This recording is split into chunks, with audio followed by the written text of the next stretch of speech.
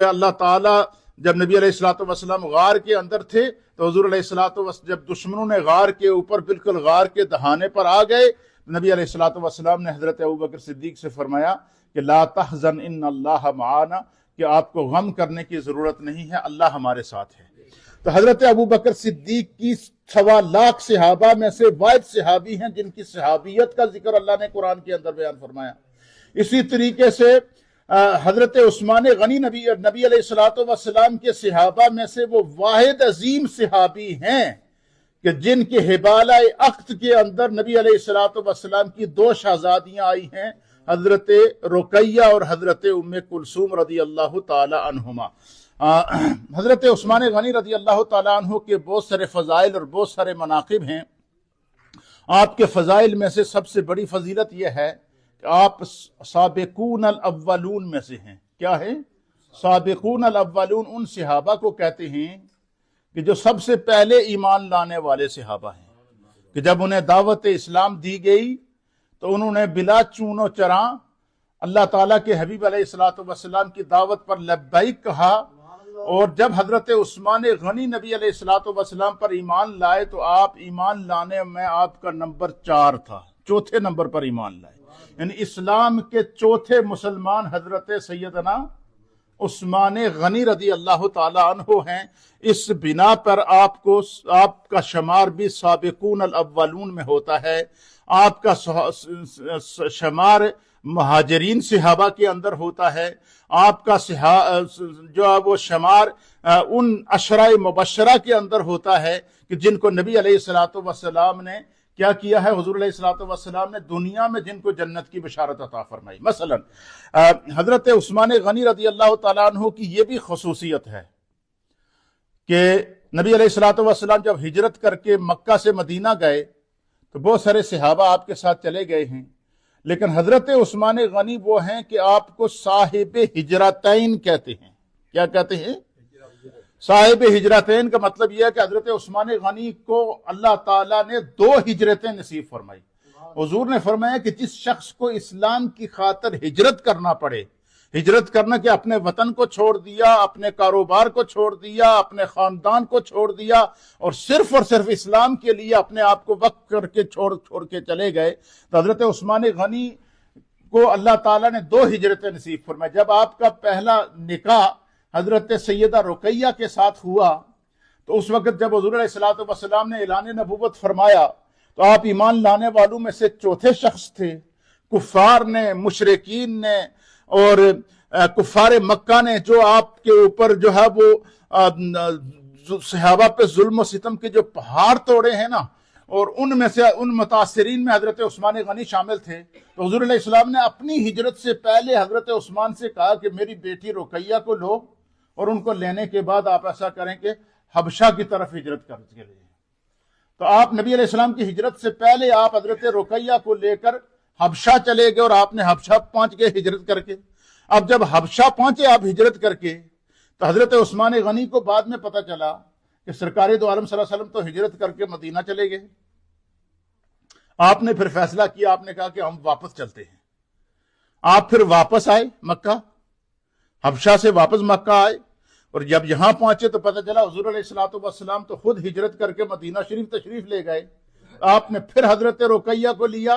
اور لینے کے بعد آپ نے کیا ہوا، آپ پھر ہجرت کر کے آپ مکہ سے مدینہ کی طرف چلے گئے۔ تو اس طرح اللہ تعالیٰ نے آپ کو 2 ہجرتیں اسلام کی خاطر کرنے کی سعادت عطا فرمائی۔ اس بنا کے اوپر حضرت عثمان غنی رضی اللہ تعالیٰ عنہ کو صاحب الہجرتین کہتے ہیں کہ 2 ہجرتوں والے۔ اور نبی علیہ السلام نے فرمایا کہ جب بندہ مسلمان ہوتا ہے، اسلام قبول کرتا ہے، چاہے اس کی جتنی بڑی عمر ہو، فرمایا جب وہ اسلام قبول کرتا ہے تو اسلام کی قبولیت کے اندر اللہ نے اتنی برکت رکھی ہے کہ اسلام قبول کرنے سے پہلے اگر اس کے گناہ پہاڑ کے برابر بھی ہوں گے اللہ معاف کر دیتا ہے۔ اسلام قبول کرنے کے بعد کفر کے پہلے گناہ اللہ تعالیٰ کیا کر دیتا ہے؟ معاف کر دیتا ہے، چاہے کتنا ہی کوئی ظالم انسان کیوں نہ رہا ہو کفر کی حالت میں۔ لیکن جب اس نے اسلام قبول کر دیا تو اسلام کی برکت سے، ایمان کی برکت سے اللہ اس کے پچھلے سارے گناہ معاف کر دیتا ہے۔ اسی طریقے سے نبی علیہ السلام نے فرمایا کہ جو شخص دین کی خاطر ہجرت کرتا ہے، کیا کرتا ہے؟ ہجرت کرتا ہے، تکلیف برداشت کرتا ہے، کاروبار چھوڑ دیتا ہے، اولاد کو چھوڑ دیتا ہے، مال کو چھوڑ دیتا ہے، وطن کو چھوڑ دیتا ہے،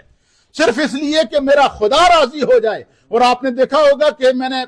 پچھلے کئی جگہوں کے بیانات کے اندر آپ کی خدمت میں پیش کیا کہ اللہ کے انبیاء میں سے اکثر انبیاء نے ہجرت کی ہے۔ حضرت ابراہیم علیہ السلام کے بارے میں کہ آپ نے شام سے ہجرت کر کے مکہ کے اندر آ کے حضرت ہاجرہ اور حضرت اسماعیل علیہ السلام کو چھوڑا، اور اسی طریقے سے حضرت موسیٰ علیہ السلام نے ہجرت کی ہے۔ اسی طریقے سے دیگر انبیاء اکرام نے جو وہ اپنے وطن سے بے وطن ہو کر ہجرتیں کی ہیں، اور خود ہمارے پیارے نبی حضرت محمد مصطفیٰ صلی اللہ تعالیٰ علیہ وآلہ وسلم نے مکہ سے اسلام کی خاطر ہجرت کر کے مدینہ کے اندر قیام کیا۔ تو حضور علیہ السلام نے فرمایا کہ جو شخص اسلام کے لیے کیا کرتا ہے، اسلام کے لیے ہجرت کرتا ہے، تو ہجرت کرنے سے، ہجرت سے پہلے اس کے اگر کتنے ہی گناہ کیوں نہ ہوں اللہ معاف کر دیتا ہے۔ اب آپ حضرت عثمان غنی کی عظمت کا اندازہ لگائیں کہ ایک دفعہ اسلام کی خاطر ہجرت کرنے والے کے اگر سارے گناہ معاف ہو جاتے ہیں، تو جس شخص کو اللہ تعالیٰ نے 2 دفعہ ہجرت کی سعادت عطا فرمائی ہو،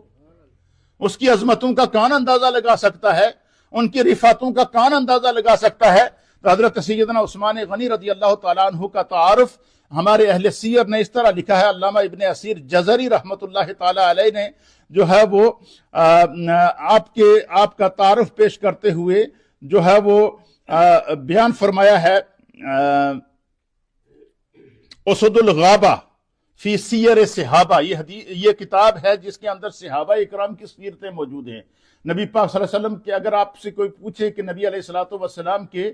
1.25 لاکھ صحابہ کی اگر زندگیوں کا ہم مطالعہ کرنا چاہیں تو اس کے لیے کوئی کتاب ہے، تو اس کے لیے علامہ ابن اسیر جزری رحمت اللہ علیہ کی کتاب ہے۔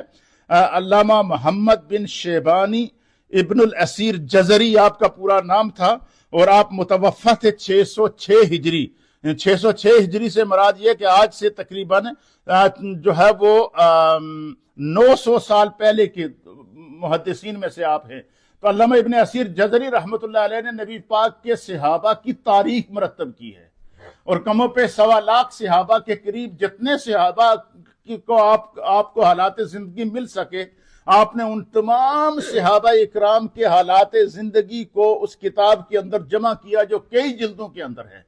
اور اسد الغابہ کی جلد نمبر 2 ہے، اور صفحہ نمبر ہے 376 اور 377 کے اوپر علامہ ابن اسیر جزری رحمت اللہ علیہ نے حضرت سیدنا عثمان غنی رضی اللہ تعالیٰ عنہ کا تعارف پیش کیا ہے۔ کیا تعارف پیش کیا ہے؟ آپ فرماتے ہیں کہ آپ کا جو سلسلہ نسب تھا وہ کیا تھا، اس کو بیان کرتے ہیں۔ آپ کا نام عثمان تھا، اور آپ کے والد کا نام عفان تھا، عثمان بن عفان بن ابی العاص بن امیہ بن عبد شمس بن عبد مناف القرشی الاموی۔ یہ حضرت عثمان غنی رضی اللہ تعالیٰ عنہ کا شجرہ نسب ہے، اور عبد مناف کے اندر جا کر، چوتھی پشت کے اندر جا کر حضرت عثمان غنی کا جو شجرہ نسب ہے یہ نبی علیہ السلام کے شجرہ نسب سے مل جاتا ہے۔ تو چوتھی پشت کے اندر جو ہے وہ آپ کا شجرہ نسب نبی علیہ السلام کے ساتھ کیا ہو جاتا ہے، مل جاتا ہے۔ پھر اسی طریقے سے حضرت عثمان غنی رضی اللہ تعالیٰ عنہ کا جب عبد مناف کے اندر جا کر آپ کا سلسلہ نسب نبی علیہ السلام کے ساتھ مل گیا، تو آپ کی جو کنیت تھی وہ ابو عبداللہ تھی۔ حضرت عثمان کی کنیت کیا تھی؟ ابو عبداللہ تھی، اور ایک قول کے مطابق آپ کی کنیت جو ہے وہ ابو عمر تھی، اور آپ کا لقب ذوالنورین تھا۔ کیا لقب تھا حضرت عثمان کا؟ ذوالنورین کہتے ہیں 2 نوروں والا، یعنی نبی علیہ السلام کی 2 بیٹیاں حضرت رقیہ اور ان کے انتقال کے بعد حضرت ام کلثوم، نبی علیہ السلام کی 2 بیٹیوں کا یکے بعد دیگرے حضرت عثمان کے نکاح کے اندر آنے کی نسبت سے آپ کو ذوالنورین کا لقب عطا کیا گیا، 2 نوروں والا، 2 نوروں والا، کہ اللہ تعالیٰ نے آپ کو یہ لقب عطا فرمایا۔ آپ ذوالنورین تھے اس بنا پر کہ نبی علیہ السلام کی 2 بیٹیاں یکے بعد دیگرے آپ کے نکاح کے اندر آئی۔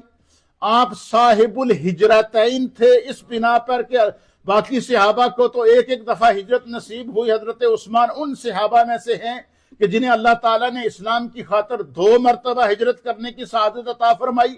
پھر اسی طریقے سے حضرت عثمان غنی رضی اللہ تعالیٰ عنہ ان خوش قسمت صحابہ میں سے ہیں کہ نبی علیہ الصلوۃ والسلام نے دنیا میں ہی ان کی شہادت کی خبر دے دی تھی۔